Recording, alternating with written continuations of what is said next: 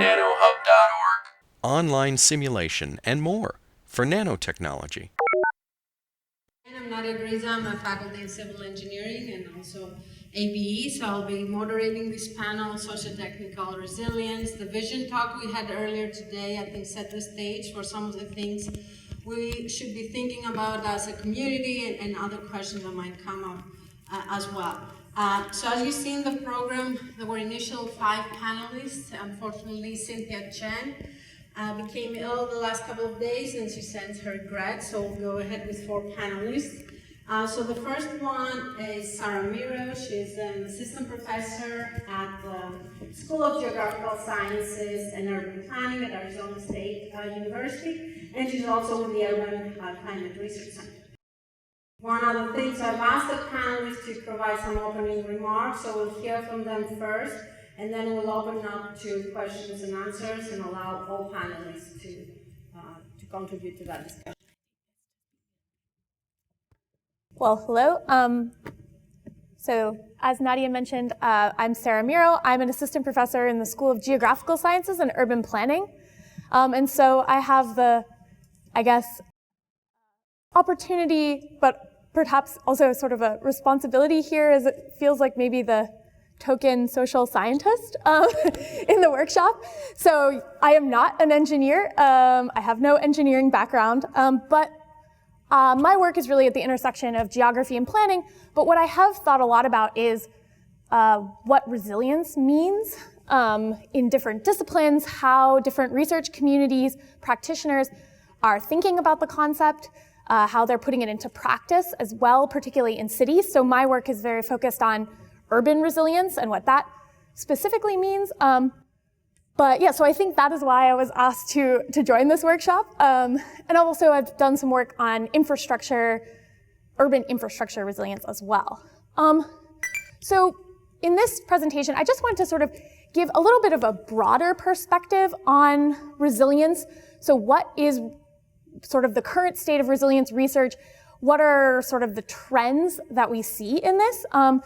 And so starting off, this is a paper that was just recently published with some colleagues where we actually did a meta review. So we reviewed the literal hundreds now of review papers on resilience across different disciplines to try to basically make sense of how they were understanding this concept and what were these kind of trends in resilience research.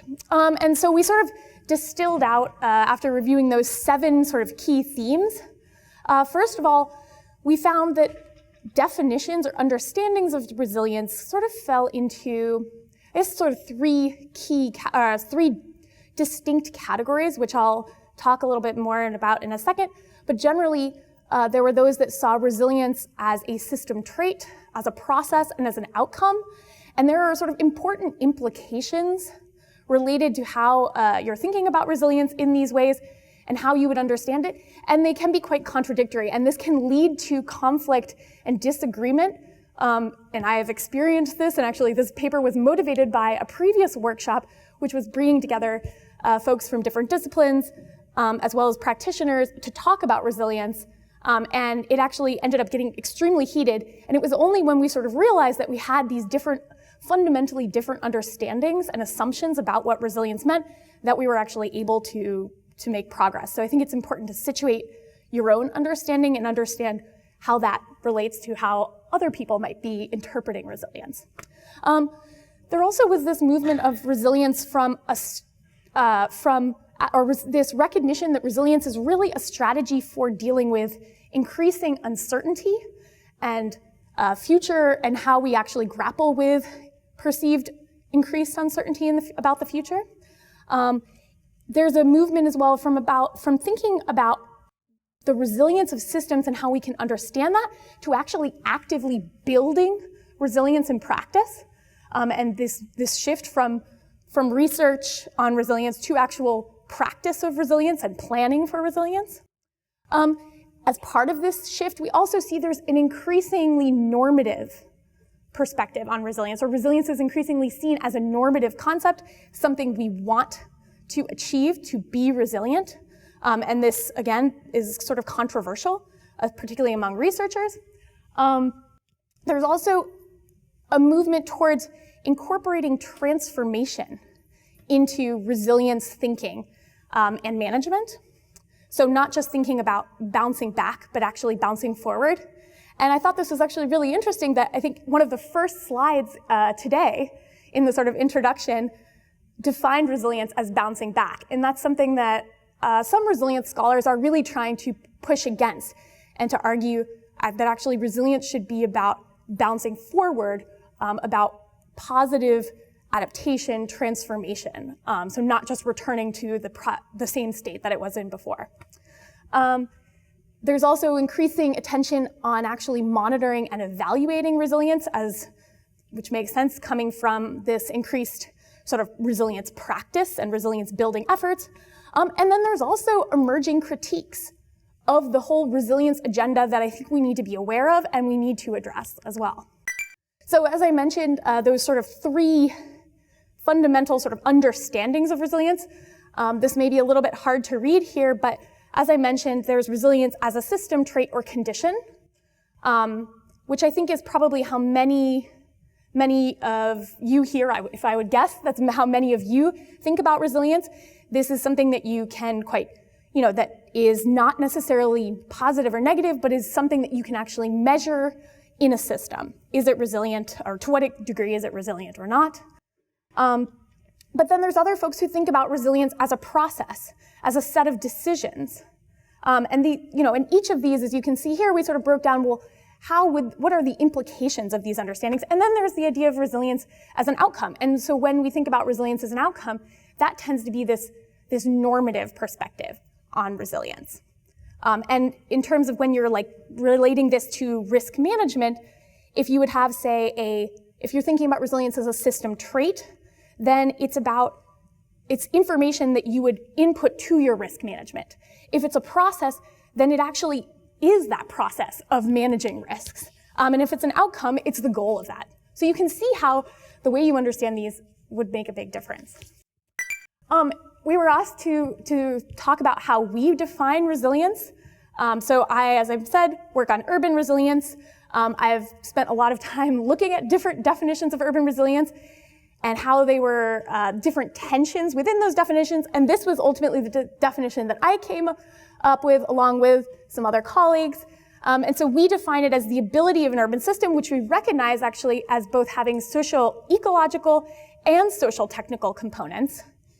And across sort of different spatial and temporal scales in its ability to rapidly return to desired functions or to adapt. So we're trying to add in, again, that bouncing forward aspect. And we also recognize that cities are these sort of made up of these complex networks that include things like the governance networks, material and energy flows, the urban infrastructure and form, so connecting probably the way many of the folks here think about, but also socioeconomic dynamics. And if you really want to holistically understand a city's resilience, you need to take into account all of those and think about the interconnections between them. So as I mentioned, when I think about resilience, or particularly urban resilience, I think about them in terms of social, ecological, and technical components. And I think there is this recognition, particularly around urban resilience, that we can't just think about socio-technical or even socio-ecological, which have been more of the traditional sort of ways of thinking about it, or any of those in isolation, that we actually need to think about all of these, and they're inextricably connected.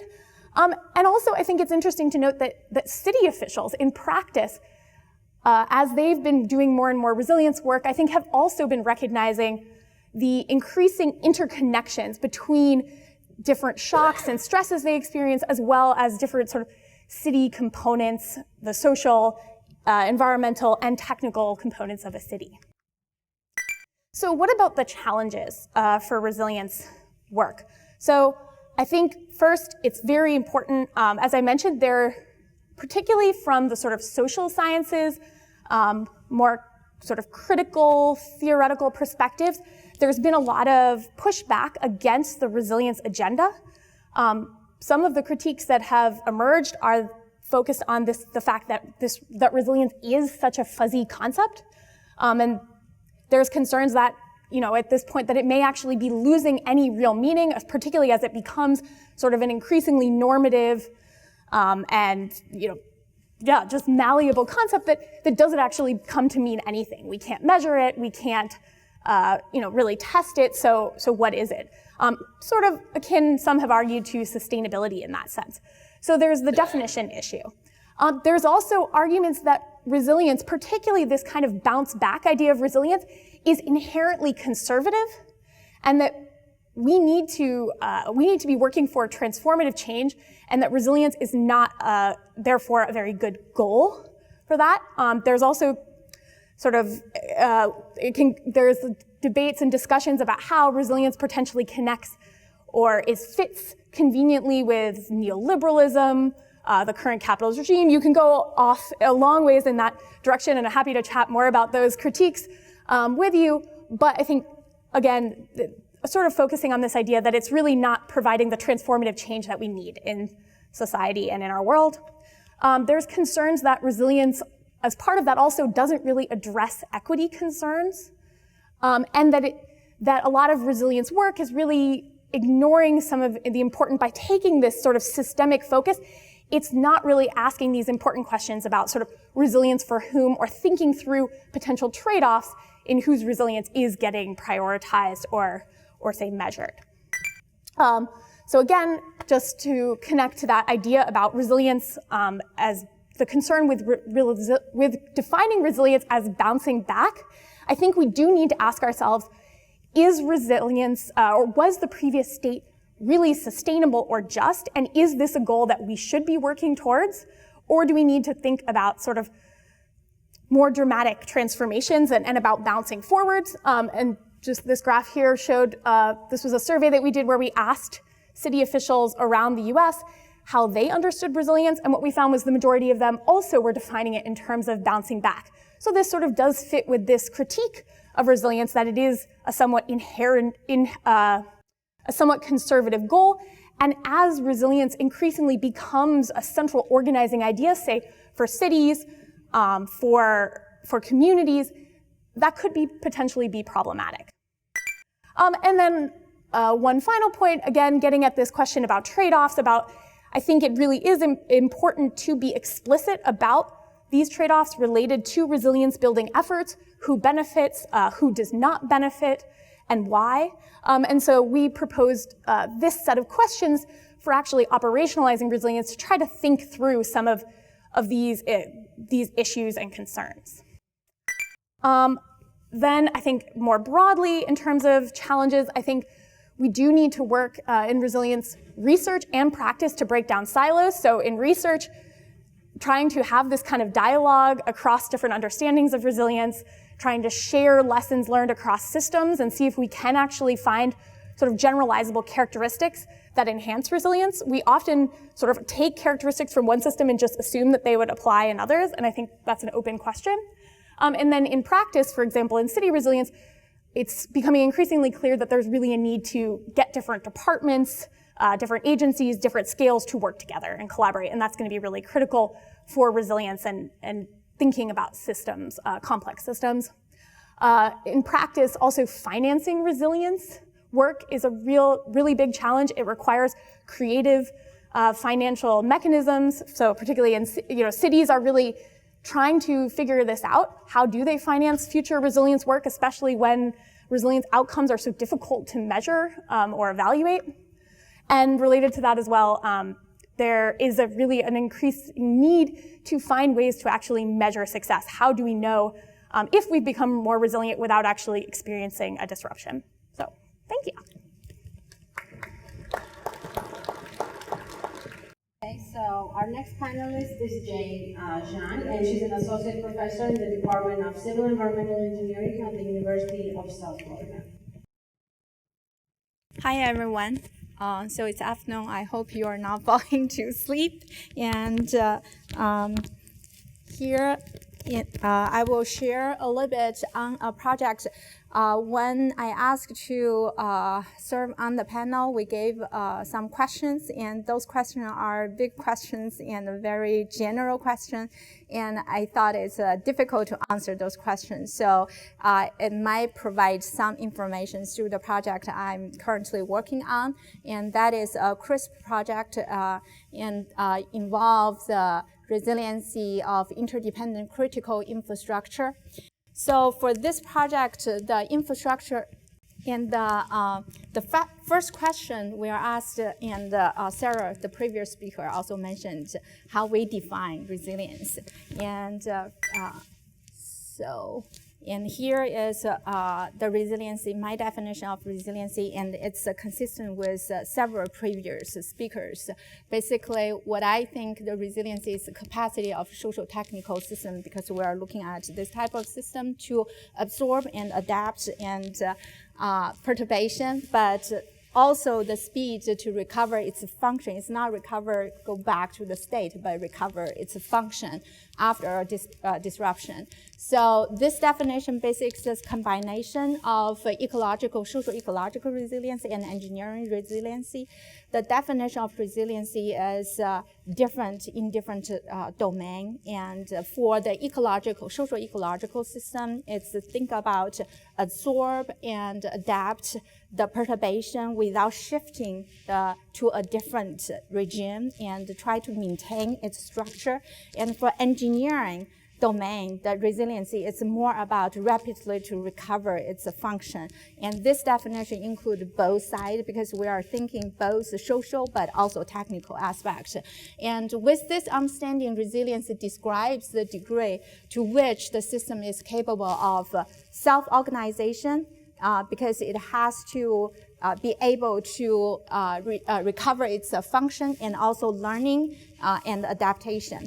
So this is my definition of the resiliency, and so how this definition apply to the context of this project. This project, the critical infrastructure we are looking at include water infrastructure, and when we talk about water and wastewater and the stormwater, and transportation infrastructure, and also the cyber infrastructure. The cyber infrastructure is cyber embedded in those physical infrastructure. For example, for water infrastructure, when we talk about cyber, it's a SCADA system. And when we talk about cyber for transportation, we are looking at transportation management system. And those systems are interdependent, and we are looking at what are the effects of different types of interdependency, because there are, for this case, we have like a geospatial interdependency, we have social economic interdependency, and also the information interdependency. How those interdependency influence the resiliency of those infrastructure.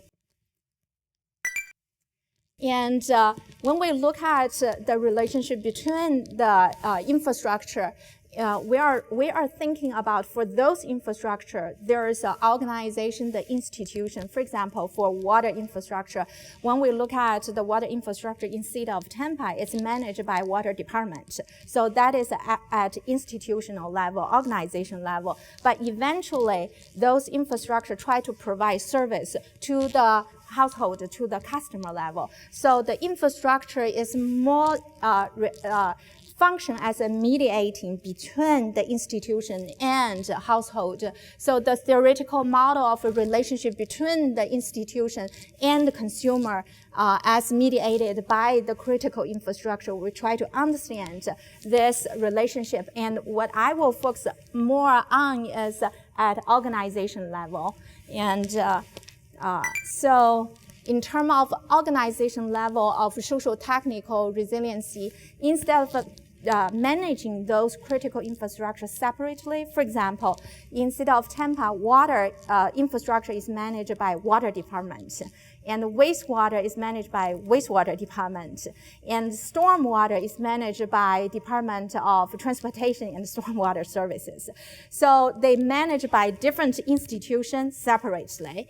And so when we look at this organization level, we are thinking, instead of managing those infrastructure infrastructure, they are inherently interconnected infrastructure. We can improve the resiliency by recognizing the interdependency at organization level. And when we look at organization level, it includes different aspects. For example, the social aspect, who talk to who and who work with who. It's information in it's like a social network, information network, and political. And there's a power imbalance and who make decision. And sometimes, for example, they have priority, they have schedule, this pipeline will replace, but someone at power saying we will replace another. And that's what when we meet with those stakeholders. So you can see this power imbalance and the economic aspect. There's a budgetary constraints and technical, like I mentioned, decision making, and also the office culture, the environment. Those are different aspects when we think about at organizational level. And for us to understand the organization level, the resiliency at organization level depends on the understanding. So we kind of interweave with those stakeholders at organizations, institutions, the degree of internal consensus, how they agree with each other in terms of the concept of resiliency, how they define resiliency. And you will find at different level within the organization, they think resilience at different, they have different definition, and how they aware the interdependency between different infrastructure, for example, water and the transportation, as well as the consequence of those interdependency. For example, if water pipe break and how that impact transportation and the traffic, and also for the decision making and the ability to forecast the consequence of decision making. So this, like you can see the interaction between the social system and the technical system, and resiliency, it's really depend on how you can sense, you can anticipating, and you can predicting, and then you can learn. So that's what we are talking about, the learning, adaptation, and self-organization. So from our study, we found by interviewing with those stakeholders, those are some preliminary findings from those as a social culture, the social culture interdependency. For example, the stakeholder mentioned infrastructure failures are stress to social relationship. For example, in water infrastructure, Flint,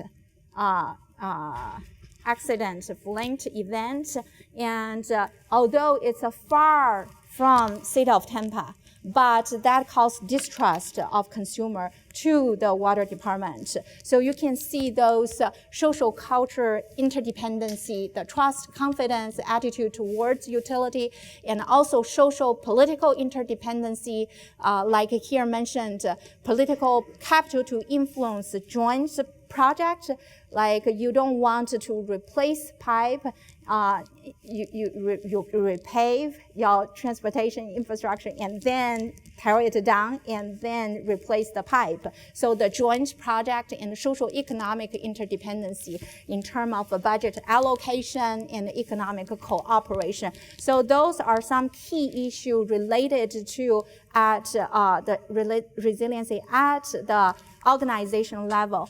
And when I think about the resiliency of social technical system, what are like some open questions and what are some challenges?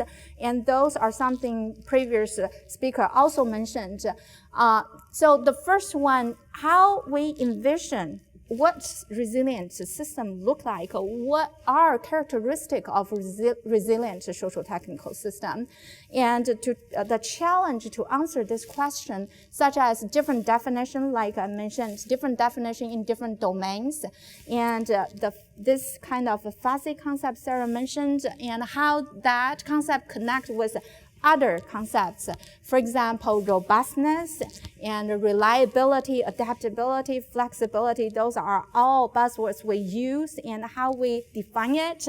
how to predict the behavior performance of the socio-technical system as a whole, because now we are looking at not individual, a single system, we are looking at the interdependent system. The challenges for this is understanding the connection between the subsystem, for example, the connection between water and transportation, and also between the social and the technical subsystems. And the local, when we talk about resiliency, whose resiliency? Local resiliency, resiliency to water infrastructure, or resiliency to transportation, or global resiliency. And the different perspective from multiple stakeholder, and they have different stakeholder, and this is the challenge. And I think this is the last slide I have, the questions and open question and the challenge. How does the interdependence between infrastructure, because we are looking at the interdependent infrastructure, influence the resilience of a social technical system? Again, the quantification of different types of interdependency and quantification of a resilient measure of resiliency, and understanding of the role of interdependency at a different stage of infrastructure. And are there formal ways to classify the structure architecture of a social technical system? And can we classify those infrastructure and specifically their structural property? And is it possible to correlate the structure property with the performance? Because if we can really understand that, then we know how to design a resilient system. So those are some open questions and the challenges related how to address those questions from the project I'm working on, what I'm thinking. I share with you. Okay.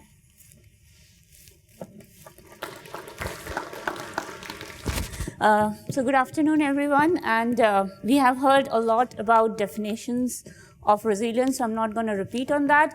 But what I'll share is some perspective on when we are thinking about manufacturing systems, what does resilience mean and what kind of challenges I personally see, which might take some of the cyber-physical view too. So currently, one of the main things that's happening in the manufacturing world is about efficiency and reuse, refurbishing, and also recycling. And on this picture that I've taken is from World Economic Forum, and MacArthur Foundation is really big on how we can turn our system from linear to circular economy, which means that instead of taking this take, make, use, throw kind of system, we are trying to extend the lifetime of products into cycle, and then at the end actually try to reuse it.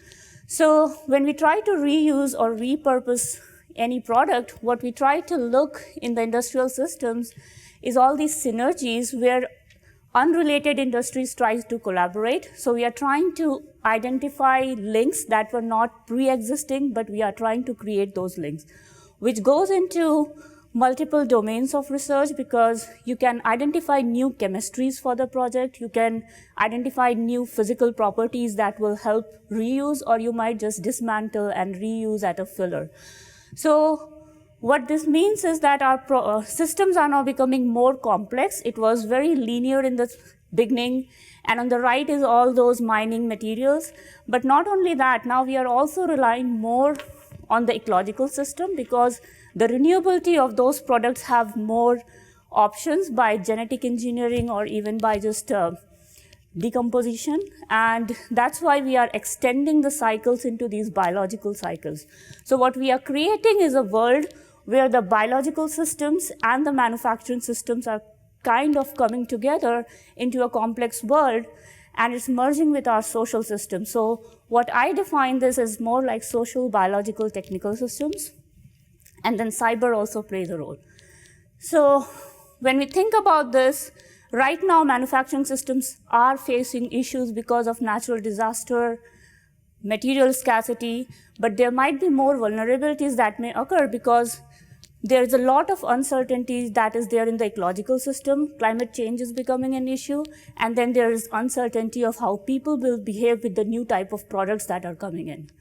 So my question is that, which I think is an important question for manufacturing system, is can the socio-technical system of society and manufacturing networks be resilient to resource constraints, natural disaster, or even cyber attacks, because most of the manufacturing systems are now trying to automate most of their process. Robotic manufacturing is coming. So this is not only a cyber-physical system problem, but it's a socio-cyber-technical human-in-loop system. And on top of that, there is this ecological system and climate change. So to me, this is a huge research question for resilient manufacturing systems. So when we were given questions, we were asked to share some success story. One of the models that has been very successful in identifying vulnerabilities is the economic input-output model. It's a macroeconomic model that was proposed by Vasily Leontief in 1940s, and he won a Nobel Prize for it. And it's a very simple model, but what it does is that it captures the whole manufacturing system, the whole of our economy, into one simple matrix. That matrix can be 423 by 423 or 1000 by 1000 based on what level of aggregation you are going to study it. So what people have done is that using such models, people have identified vulnerabilities in the supply or the manufacturing networks across different countries, and how ecological disasters in different places could also impact the manufacturing in one country. We also, I've not shown the result, but we did a study on seeing how consumption in Shanghai was affecting forests in Peru, and how the manufacturing changes in China can affect the agricultural systems in Latin America.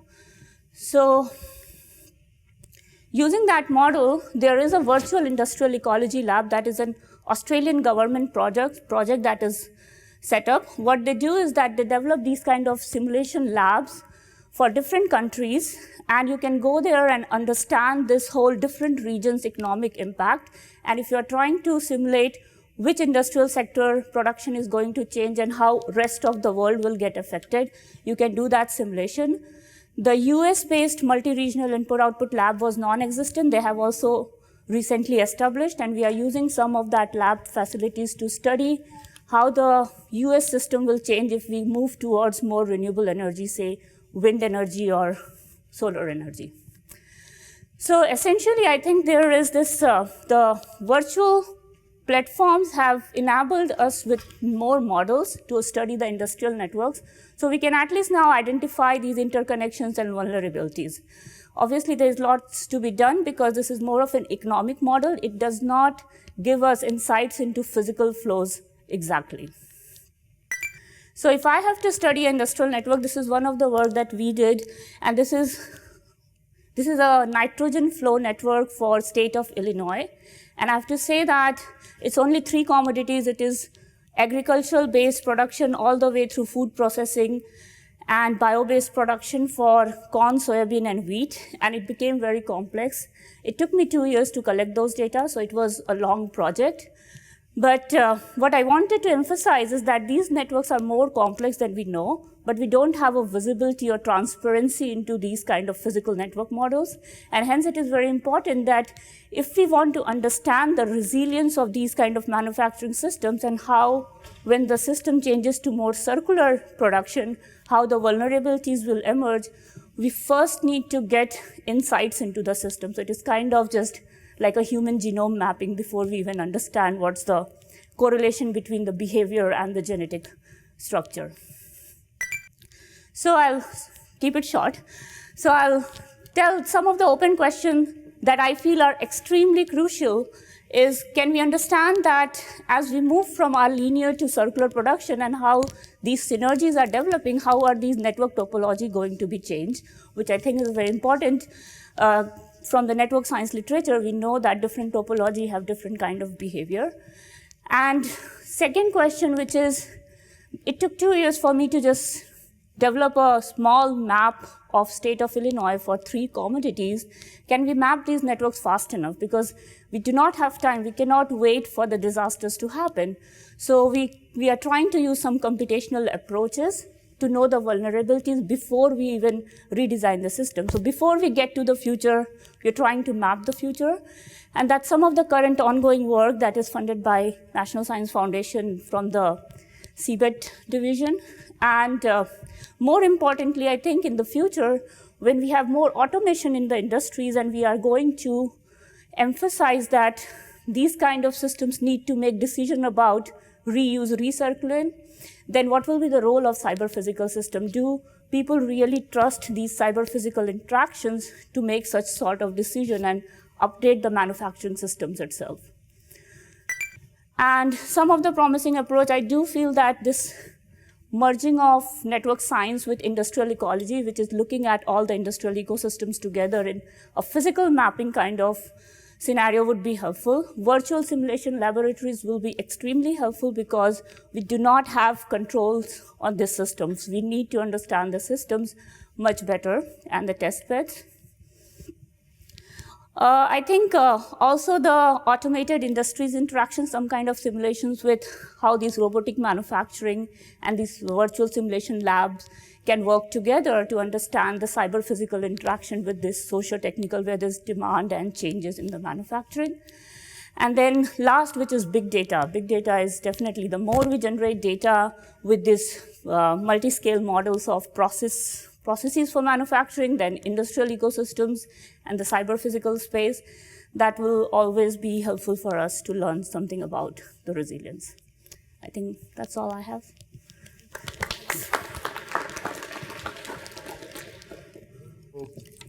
Great. Thank you, everyone. I'm going to follow after Shweta and be connected to it. So I'm here representing a business perspective. So I'm not a professor, I'm not an academic, but I'm involved and have been with for many years with companies that are interested in and have become aware of opportunity through the circular economy concept and how to turn the materials that they have left over after their products leave the gate into value.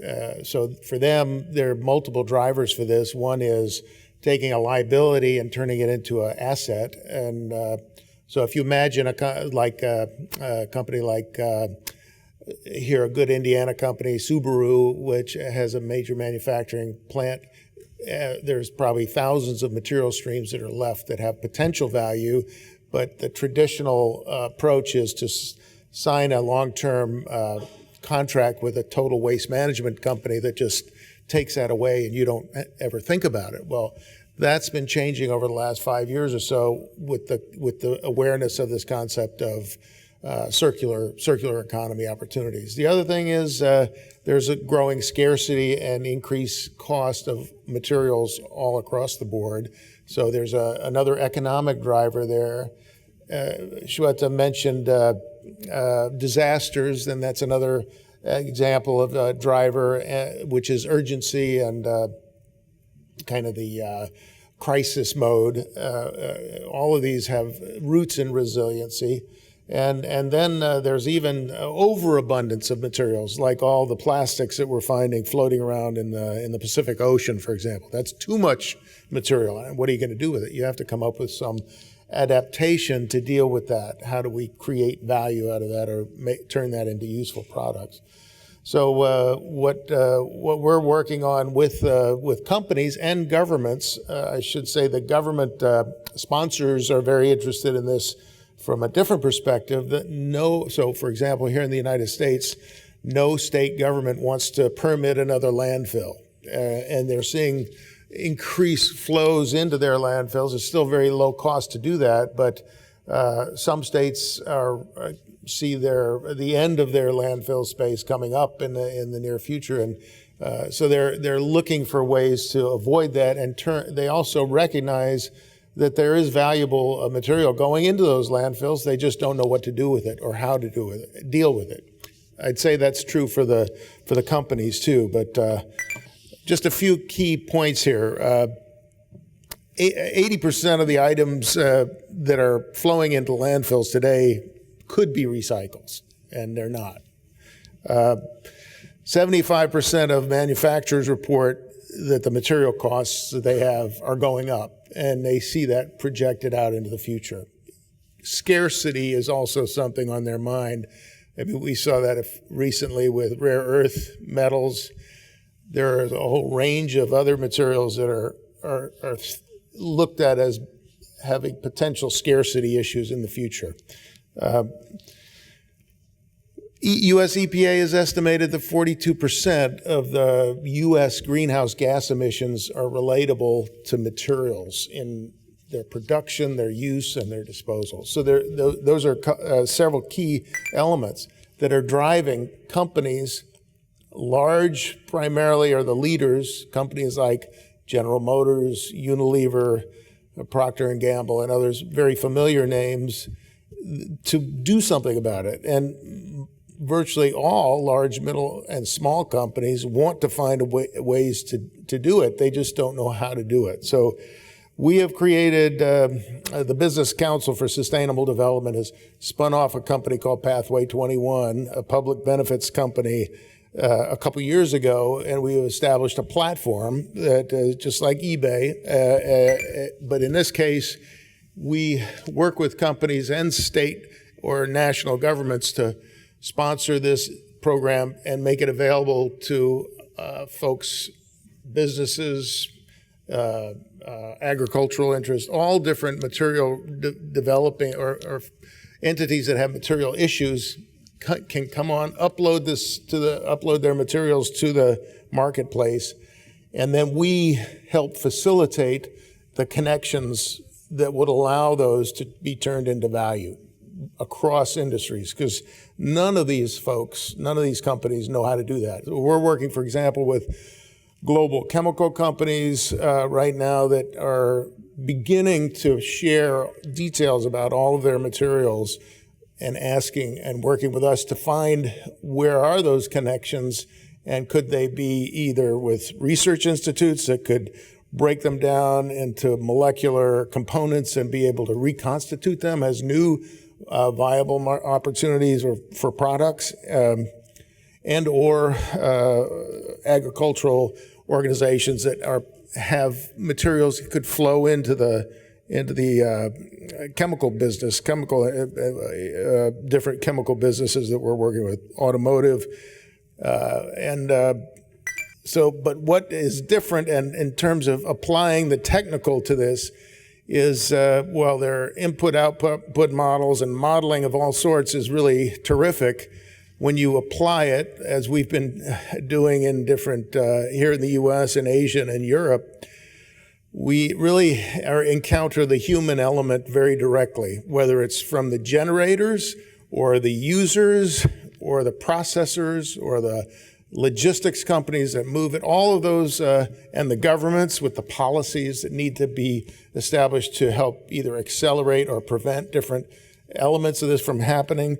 They're all very, very important aspects, but need to be addressed. So we have this marketplace platform, but we're not automating at this point. We're gathering data so that, and we're moving toward automation and application of different modeling techniques, but the data that we need is not available. So as we go about these actual projects at the state and city, state, and national levels, we're gathering that information, which will allow us to put together a solid foundation on the kind of 3 R's approach that we heard about from our professor from Rice University. This is an example, just an example of what the marketplace platform looks like. There are several thousand companies participating in it now. Also, 3 state governments in the U.S., Michigan, Ohio, and Tennessee, have contracted with us to bring the marketplace to their states, and they're working with us to bring companies aboard and get their materials posted, and working with us to identify ways to make use of those. We're also in conversation with the Commissioner for Environmental Management here in the state of Indiana, who's interested in doing the same thing in Indiana and several other states. So we're working with a group called the Environmental Council of the States, which represents all 50 state environment commissioners, and they are all supportive of this concept and want to apply it. So we're going around the country working with them. We're also working overseas. I mentioned Asia. We're working in Vietnam, where Vietnam is one of the largest or the fastest growing economies on Earth today, growing at 15% from the manufacturing side, 15 to 20%. Of course, that's producing a whole major flow of new materials. And what the challenge for Vietnam is, there is virtually no infrastructure there to handle that. So most of that just flows out into the environment. And as the analysis of plastics in the ocean has determined, much of that flows down the river out into the ocean. So there are 5 countries in the world that produce 60% of the materials that are in the ocean. Vietnam is one of those. China, of course, is another. Indonesia, Philippines, and maybe Malaysia. I can't remember the 5th, but that's a stunning thing. So, but there's a lot of urgency now, not just from the government in Vietnam, which was on board, but all of these companies, the brand names that you know of. Nike, for example, is the largest private sector employer in Vietnam. But all of the companies, European, Japanese, Korean, are likely manufacturing in Vietnam, or many are. And so this is an example of a focused effort that we have on plastics to help map the plastic supply chain, identify where the gaps are that are need to be filled, whether that's with infrastructure, logistics, policies. I mean, for example, there is a policy that was put in place in China 2 years ago by the national government requiring all products from the battery, electronics, and automotive industries to contain 20% reused materials by 2025. That's a policy driver that is helping to make this kind of change happen. And it demonstrates China's commitment to this and recognition that this is the future of reusable material and a circular future that they're committed to. This materials marketplace is something that China's expressed interest in as well. It's a simple concept. You can use your telephone, you can take a picture of the materials, upload not a lot of information, and then we assure that whatever is in there is sufficient so that we can make use of it. I think there's a great opportunity to engage with various partners, including, we have right here the collaborators down there in that lower right box, universities, where we can engage and take advantage of the kinds of things we've heard about today. And it also, I think, what we've heard, it offers a bit of a disconnect between the business world and what is driving industry and business and the academic research side. And I think there's a great opportunity to try to create new connections between those two, because I'll tell you, representing business groups, there's a skepticism about academic partnerships because they're worried about there's a trust deficit. I'll just put it that way. So, but there's an opportunity also to come together with some new models that we can use to bring really high quality, high level university capabilities to bear on those issues that are really important to business and industry to create more traction on solutions and really accelerate those, because business and industry is frustrated from the sustainability side, the whole UN sustainability goals. There isn't a lot of progress on most of those. So there's some frustration and interest in trying to find new ways to accelerate. So right now we're working on a proposal that would redefine the way business and academia interacts so that we engage in ways that allow us to present each side and learn from each other and identify how we can engage and work together. But this particular area, the circular economy, material reuse, is a fantastic opportunity area I would propose. So I think that's my view, and I look forward to any comments or questions. Thank you. Panelists to the podium, sorry for that. And then now I'll be going around with the mic for questions. So I think both Shweta and Nadia, we talked a little bit about data, right? And that's something we didn't hear a lot about today. We heard a lot of different definitions of resilience and different levels of resilience, like individual, organizational, and so forth. So I just wanted kind of the panel to share some thoughts on what type of data do we need and how can we collect them and what we're doing right now, what we can do better. We have all these new technologies. How can we take advantage of those? It's really fascinating when you look, whether it's here in the US, Europe, anywhere around the world, there is virtually very little data on industrial material flows. There's a lot on post-consumer because that's picked up systematically by city municipal systems. But there's very little data available on industrial material flows. That's part of what's missing, and that's beginning to flow out, and that we're seeing, and that's part of what we're doing through this marketplace is pulling that information. I think, so getting at this idea of trying to actually evaluate resilience efforts, I think we don't have very good data on losses after hazards, disruptions, natural disasters, et cetera. So that data is often a pretty coarse resolution spatially.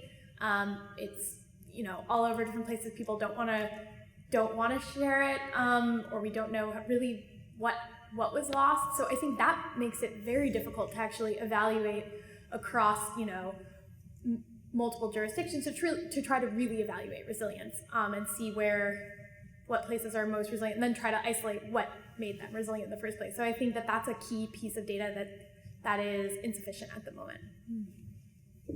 Okay. I think I'll follow on what Andy said. The material flow between how industries interact with each other, that data is it's mostly missing, but there are ways to generate it using first principles model like physics-based or chemistry-based models. But I think the most challenging to me is the futuristic data, that how with the changing preference of people, how will the demand change?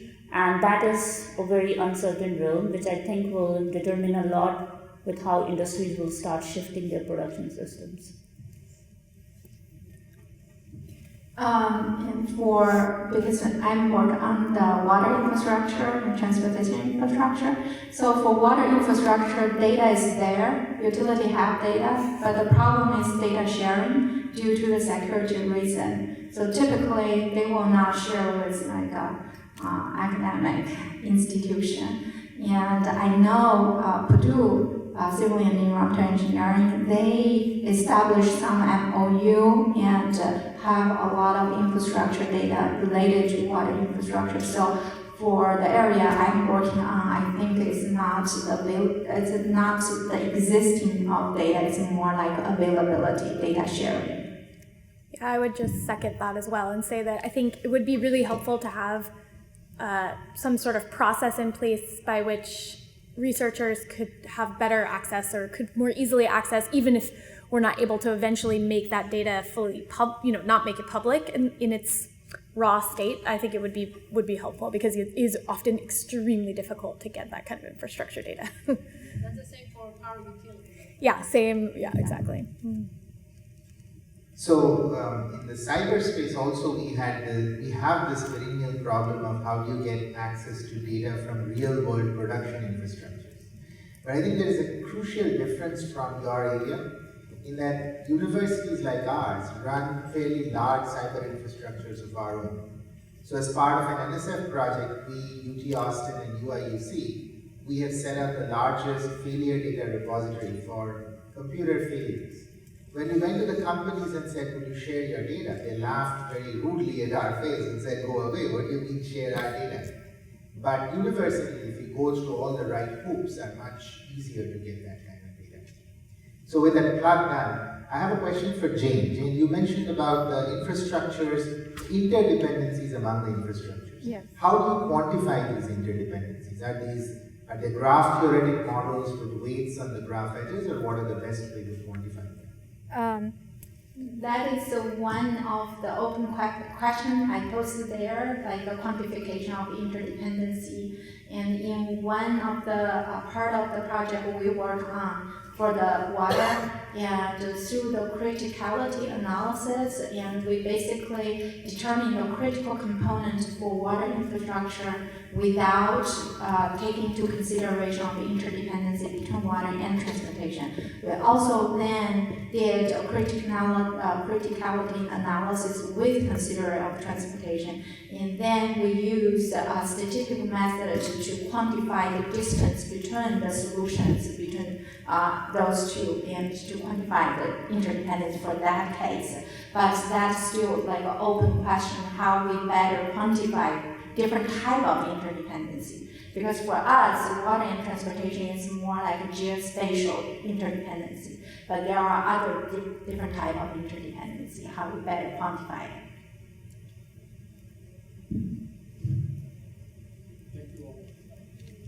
Thank you all very much for your talks.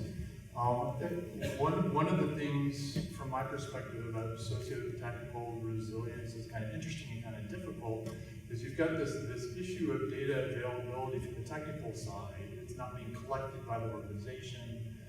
But then when you lump in the social side on top of that, I mean, where do you get that data? How do you incorporate that data aside from going out and interviewing people and et cetera? So I'm interested in your reaction to that. How do you think about the issues on the social side? If we're going to consider both and the interaction of both, it becomes very complicated. This is a different kind of data also, very often we would need. Yeah, I mean, I think that's true, that collecting social, really understanding the social systems and human behavior takes time and is challenging. I mean, I think at a certain level, you do have to go out and actually study it, right? Either through interviews, surveys, experiments, to try to really isolate and understand how people act and make decisions. And then I think once you have information that you feel at least there are some patterns that you feel like are generalizable, then of course there is a potential to model those. But I mean, I don't know that there are any shortcuts to to understanding and modeling social systems besides really getting into the weeds and understanding how humans behave under different scenarios. Yeah, and we are doing what you described: surveying, interviewing, engaging directly, creating trust so that you can get access. So it's been a time-consuming effort, but we've been doing it for quite a while, and we're gaining the data, and the doors are opening also because there's more awareness, more acceptance of the concepts, and realization of the value that can be offered versus more value to be gained by sharing than by keeping private. And we've also established legal tools to jump some of the barriers, which are, this is top secret for our company. Well, we're able to overcome those. So those are, and then we actually go to implementation and execution, which reinforces the value of it, because then suddenly you have the value, really. Yeah. I can say that for the industrial systems, when you're talking about production and you think about society interaction in terms of demand, a lot of that demand data can be projected from econometrics model, and it's a projection. But I think the uncertainty lies when you see the demographics changing and the psychology of people changing and their preferences changing. That's where we cannot completely predict. So that's where we do scenario modelings and we can do something, but obviously it's more like with uncertainty bounds and stuff like that. For us, similar, we do like interview and survey, the multi-site culture analysis, but the challenge is what part can be generalized and what part cannot, because typically those interviews are situated in a specific context. And so that is a challenge. Yeah, I mean, I would just add one more thing that I think that also just goes to the idea that you really do need to be open about the uncertainties of those models, that I think sometimes we want to quantify things with, and give absolute numbers and try to predict. And I think that recognizing the uncertainties in those social models particularly is just important. So yeah. So my question is more, so we have trouble quantifying resilience. The question is, quantifying resilience doesn't matter much, because what we really want to do is look at what is relative resilience. And so my question there is, so given it's still an open question, perhaps not very important what absolute resilience is. So how do I look at what makes systems more resilient or less resilient, and what does twice as resilient really mean? Well, yeah, from a pure business perspective, a lot of these companies require the solution to generate revenue.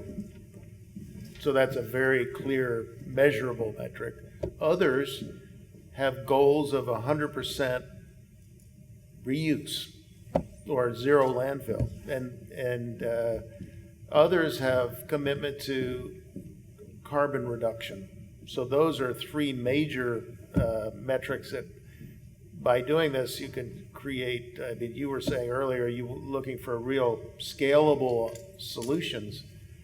This is, I think, one of those that can create those kinds of high volume solutions. But and we're starting to see transition from some of the leaders in industry, but also national governments are getting behind this kind of effort, because the numbers that I showed in the slides are real, and there's real opportunity there, and it has to be executed upon. That's the real challenge. What is executable for a company and what is not? And that's what we really tend to focus on. What will they actually make a decision and execute on? So.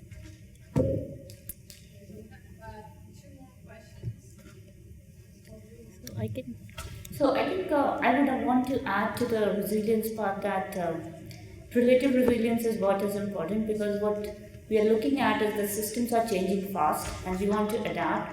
So the idea should be that if we redesign the system, it should not go into a regime that if the system switches back to the other part, then we cannot produce. So from an industrial systems perspective, if we are completely switching to reuse and recycling, and somehow the social system pushes back and does not want the recycled products, then the industry should. So there should be this trade-off between efficiency and robustness that will make it more resilient. So I think it's a big research question in terms of understanding how do you redesign so that you're not completely changing but keeping it adaptive in between two limits.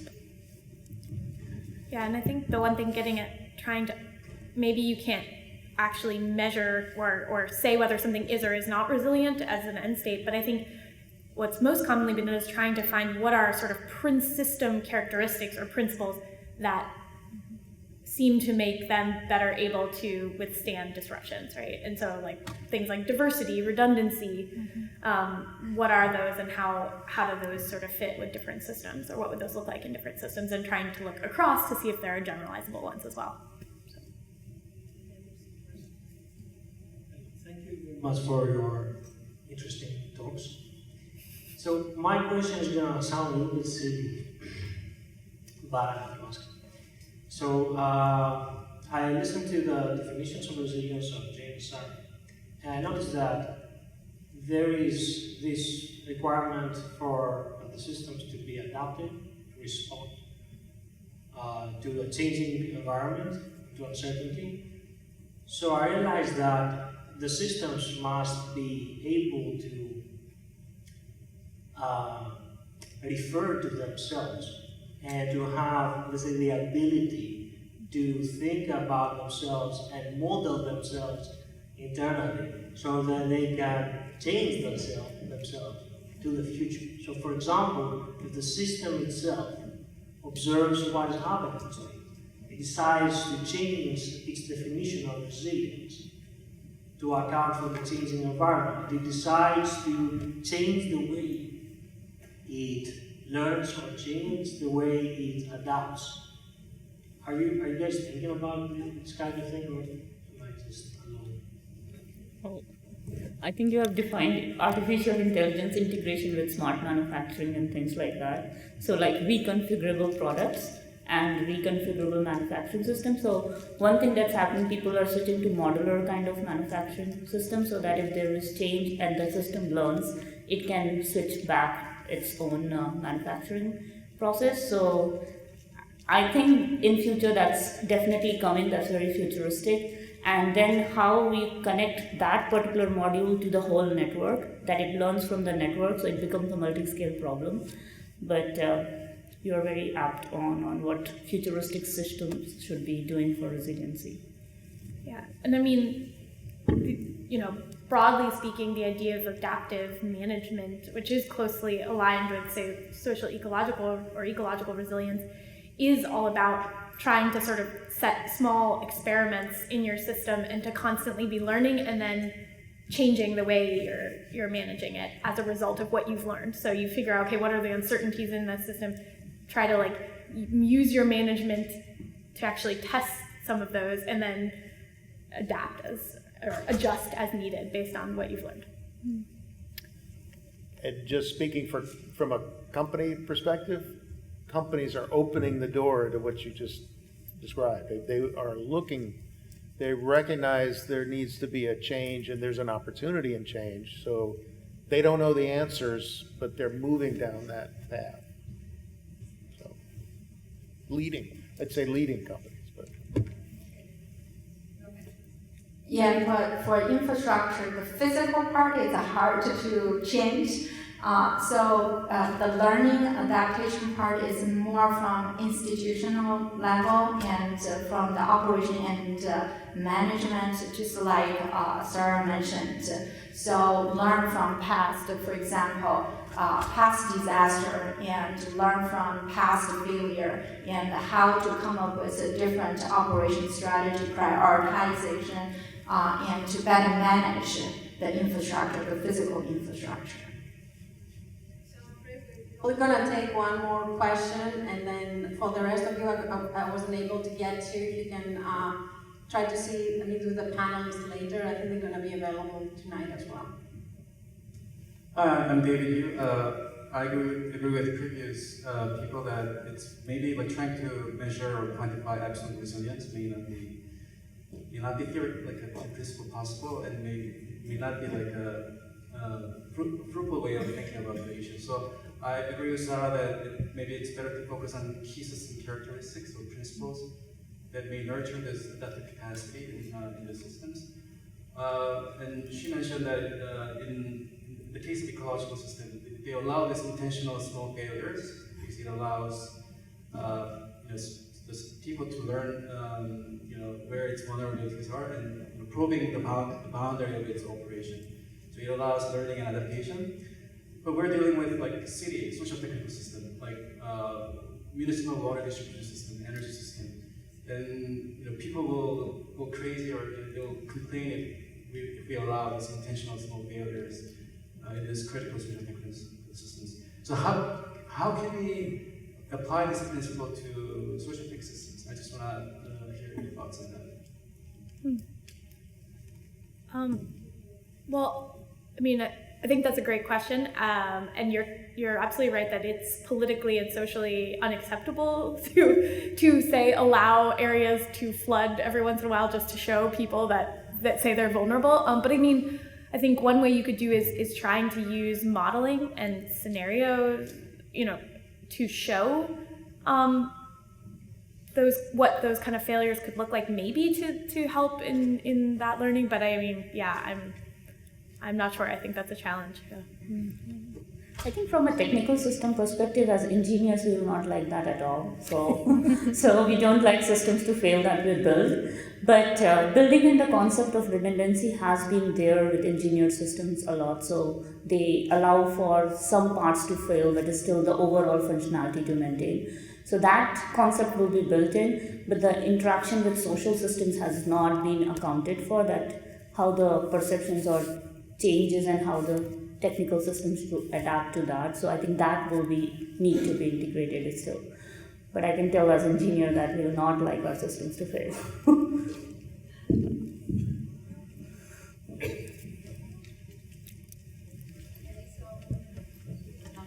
Join me thanking the panelists once again, and I hope